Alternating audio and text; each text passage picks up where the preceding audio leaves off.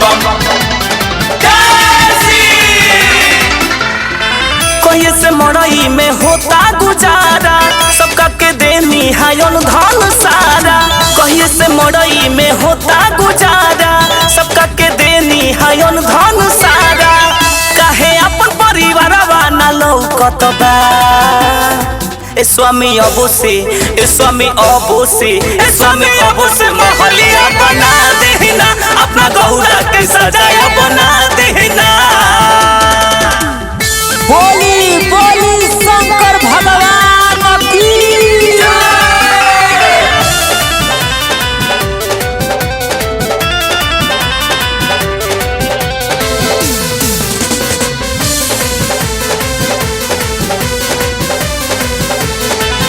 होत नइखे शादी यही से कार्तिक गणेश के, ओइले नय बुआयो भी पिया कौन देश के।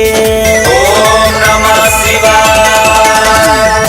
होत नइखे शादी यही से कार्तिक गणेश के, ओइले नय बुआ पिया अभी कौन देश के।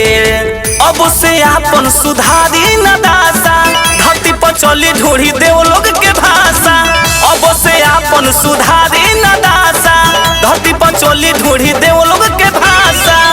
रउआ गाजा भांग सिगरेट पीना, ए स्वामी अबो से, ए स्वामी अबो से, ए स्वामी अबो से महलिया बना देना, अपना गौरा के सपनवा सजा देना।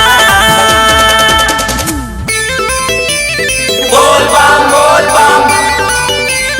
जय शिव बम बम बम बम जय शिव। लेके मुराद जवन भक्त देव घर आवेला, मिटे सब दुख सुख क्षण में उ पावेला। ओम नमः शिवाय।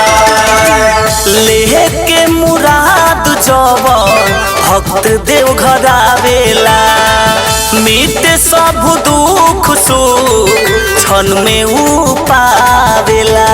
हमहू तो पूजी तो के स्वामी कुंवर से, तो कहे सोची लेना रउआ हमरा बारे में। हमहू तो पूजी स्वामी तो के कुंवर से, तो कहे सोची लेना रउआ हमरा बारे में। गावे पिंटू सतीश आशीर्वाद देना, ए स्वामी अबो से, ए स्वामी अबो से, ए स्वामी अबो से महलिया बना देना, अपना गौरा के सजाया